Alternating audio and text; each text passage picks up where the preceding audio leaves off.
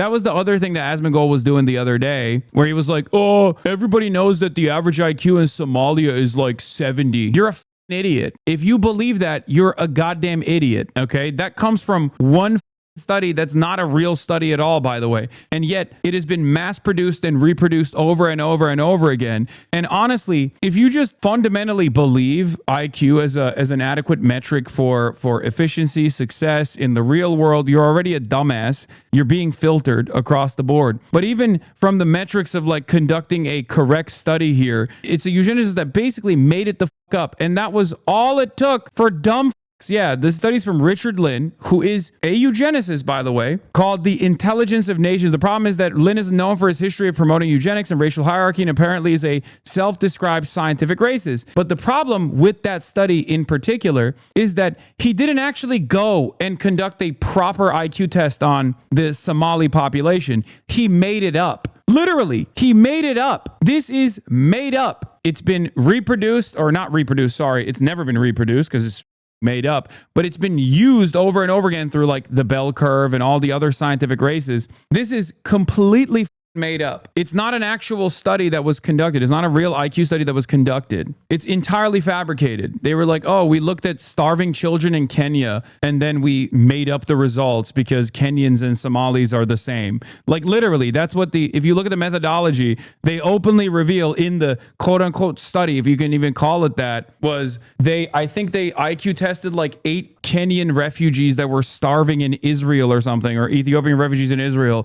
And then they just decided the regional IQ for every single other person is, give or take 10 points lower or 10 points higher. That's straight up where this number comes from. Okay. Yeah. They extrapolated off of like 7, I think it was like 7 Kenyan or Ethiopian refugees in Israel that were made to take an IQ test. Like, even if some population has low IQ, doesn't mean they deserve to die or are less human, was the implication here? Yes, that is the implication. That's what they're saying. Not only incorrect, but it's like racist bullshit.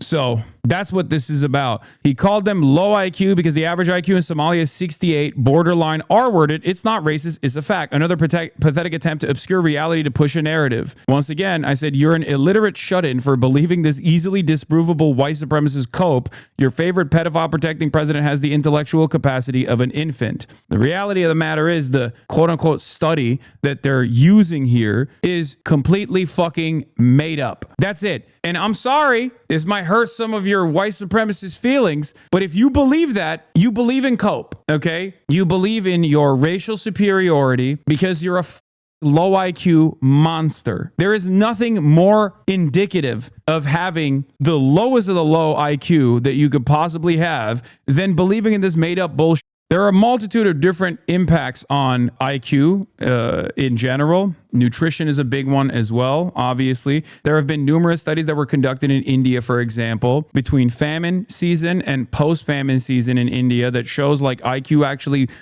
wildly swings in the same group that's being studied when they have proper nutrition. Okay. And that this 68 number is completely made up regardless. Rock this or Google this or go on any .gov website, it would show you. No, what .gov website? No, you grokked it. That the Somalian average IQ is 68. Okay? Yes, it's not up to say that Somalians are stupid because it's backed up by evidence. 68 is insane. In short, the 68 figure circulates wildly in certain online circles, but is not considered credible by most experts as a true measure of Somali cognitive ability. There simply isn't high quality representative data to give a definitive national average IQ for Somalia or many other developing conflict affected countries. Any such number should be taken with extreme caution as it reflects testing conditions and environment far more than anything fixed or inherent. This doesn't even actually give you the full scope of how made up this number is, because if you actually look at Richard Lynn's study, you realize that he extrapolated that information off of a totally separate control group. Just so you know. I know because I looked into it. There was never a moment where he went to Somalia and actually IQ tested the Somali population. You don't need to do that when you're a white supremacist, for the record. You don't need to do that at all. You can just make this shit up and every other dumb moron will go along with it. The entire thing is fabricated, just so you know. It's one of the easiest ways to clock someone who is low intelligence, okay? Straight up. But of course, if you're watching tone right now. I mean, you probably are already self-described as a low intelligence person anyway. Honestly, I'd rather him be busy spending his days begging Grok to regurgitate his own delusions than sexually assaulting women. True. Straight up though, now you are properly equipped with this information. And I'm sure, hold on, the study itself not only is conducted by a self-described scientific racist, but the African IQ scores, like the African nation IQ scores in that same study, are completely made up. Wichards and his colleagues examined over 100 published studies, concluded that there is no evidence to back up Lynn's claims. Among other flaws, Lynn used selective data by systematically ignoring Africans with high IQ scores. The researchers also claim that African IQ test scores cannot be interpreted in terms of lower intelligence levels, as these scores have different psychometric characteristics that Western IQ test scores. Until now, the incomparability of Western and African IQ scores has never been systematically proven. It's not even that. The reason why it's been debunked is because they looked at the methodology that Richard Lynn utilized in his quote unquote study, and they found out that he was just making those numbers up. Okay. He was making those numbers up. He didn't do random sampling, but he didn't do any sampling at all when it came to the Somali population. Okay. He didn't do any sampling at all. He just completely made it up. I'm not even joking when I say this. The most famous quote unquote white supremacist study on African nations and their average IQs comes from one self-described scientific racist who made those numbers up. To me, it is the greatest indication that you are a moron. You are unironically a low intelligence person, a low IQ person, if you believe it, because you're coping. That's it. You want to cope. You want to cope with the fact that maybe you are not superior to anybody else, and you lean into racial superiority as a lifeline to make yourself feel more important. Okay? That's it. That's why white supremacy is loser shit. The Africans or low IQ guy also has some very interesting ideas in general. If you want to know more, here's Will Stansel. These guys always do this thing where they're like, African IQs are in the 60s or 70s if you believe Richard Lynn, though I'll concede his data may be off somewhat and the figures may be higher. And anyhow, here's some stuff Richard Lynn said. I think the only solution lies in the breakup of the United States. Blacks and Hispanics are concentrated in the Southwest and Southeast and the East, but the Northwest and the far Northeast, Maine, Vermont, and upstate New York have a large predominance of whites. I believe these predominantly white states should declare independence and secede from the Union. They would then enforce strict border controls and provide minimum welfare, which would be limited to citizens. If this were done, white civilization would survive within this handful of states. Undated interview with Fascist Magazine right now. That's Richard Lynn, okay? In his review of Raymond Cattell's A New Morality from Science, Beyondism, he says, Richard Lynn says, if the evolutionary process to bring its benefits, it has to be allowed to operate effectively. This means that incompetent societies have to be allowed to go to the wall. What is called for here is not genocide, the killing off of the populations of incompetent cultures. But we do need to think realistically in terms of phasing out of such peoples. If the world is to evolve more better humans, then obviously someone has to make way for them. Otherwise, we shall all be overcrowded. After all, 98% of the species known to zoologists are extinct. Evolutionary progress means the extinction of the less competent. To think otherwise is mere sentimentality. He is an absolute moron. This is literal Nazism, Jesus Christ. Yes, he's a fascist. He is an open white supremacist, chatters. Yes. It is the purest expression of fascist lunacy. I used to often talk/debate with Lynn by mail and on ResearchGate before his death. His views evolved, still a bigot, but not that bad in the past decade. That's crazy. Also, he's dumb. This is not how evolution works. Lamau, I know. What is this? Asmongold molding over a new video debunking IQ just dropped. Exposing the grift. Debunking Asmongold on IQ in less than 10 minutes. If you score us against their norms, we would have an average IQ of 130. Now, this has raised all sorts of questions. Were our immediate ancestors on the verge of mental retardation? Because 70 is normally the score for mental. I did not expect a guy on a TED Talk to say that in an academic setting, too. Mental retardation. Or are we on the verge of all being gifted? Because 130 is the cutting line for giftedness. James Flynn, the political scientist who documented this pattern, showed that IQ scores increased roughly 3 points per decade. Wait, isn't the other guy's name Richard Flynn? What's up with the Flynns, man? Or no, it's Richard Lynn.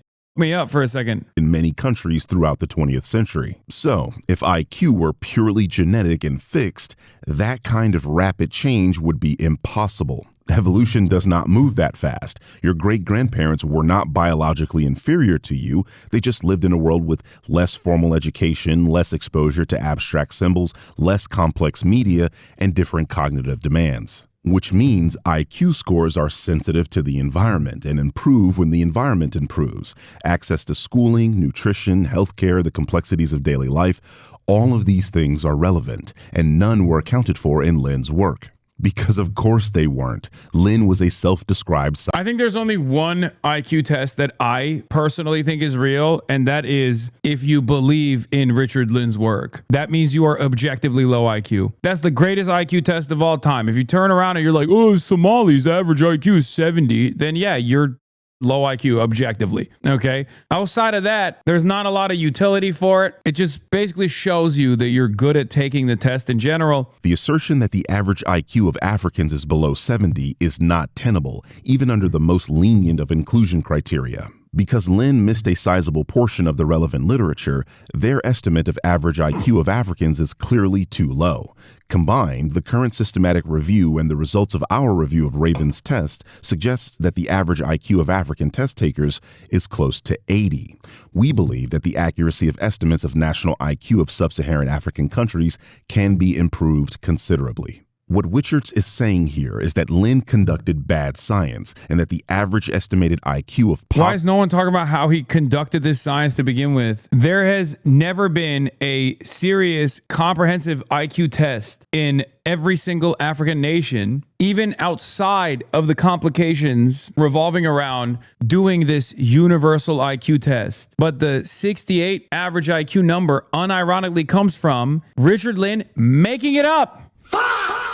That's what's so crazy about it. He just made it the It's literally a filter. It is a filter for stupidity. If you are stupid enough to believe it, then you probably have low IQ. Poverty-stricken African people is actually close to average, which is usually defined as between 85 to 115. If their environment improves, so too with their average IQ This is also scores. true. There have, however, been IQ tests that have been conducted on the same population to figure out if environmental factors play a significant role. And the environmental factors, they found out, play an incredibly significant role with a 20-point distribution. When people were made to take IQ tests, I forget where, there was a control population that was made to take IQ tests during a famine period. And the same people were then made to take an IQ test when there was no famine taking place, and there was basically like a 30-point increase on the average IQ. And so you're saying affluent people have higher IQ? No, dumbass.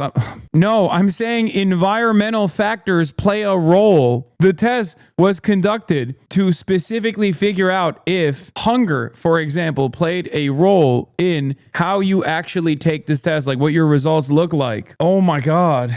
It's super basic when you think about it. Starving people are going to have worse results in general on not just an IQ test, but on virtually everything. Like malnutrition decreases the likelihood that you will score high on an IQ test or any test for that matter. You could probably figure that out on your own. You probably didn't even need to really study it, but someone did. We are talking about countries that have faced civil war, famine, disrupted schooling, disease, and extreme poverty, not to mention constant exploitation by Western countries that literally persists to this day. The phone you're watching this video on contains cobalt, a chemical element that is abundant in the Congo. This element is mined using child labor in the Congo, and not only does this mining degrade the environment and pollute the local water system, it results in birth defects of the children born there as they have high levels of cobalt and uranium in their blood. In 1996, the American Psychological Association's Task Force on Intelligence explicitly warned that environmental factors such as education, nutrition, and health significantly influence IQ test performance. If you ignore those variables and jump straight to biology, well, you're not following the science. So this brings us back to Zach's tweet. Yes, this claim is racist because it was made by a racist whose entire purpose was to denigrate an entire continent to uphold white supremacist narratives like eugenics. The claim wasn't a fact because facts survive scrutiny. They don't Just wait to see how he responded to this video. Let me guess. Not based. Keep coping. I bet this guy's also black and therefore low IQ. I'm not being racist, chat. I'm just stating facts. Don't collapse the moment you ask who collected the data and whether unbased. other researchers could replicate those results. If your worldview requires Somalia or any other African country to be permanently capped at 68 IQ in order to make sense, then the science wasn't the point.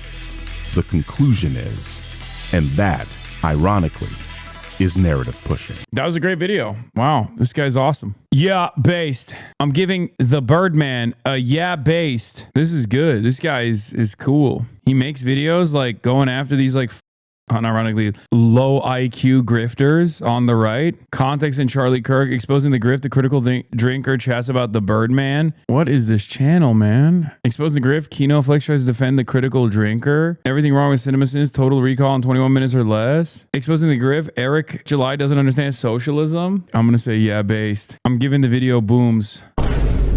Think about it like it's 5 big booms though.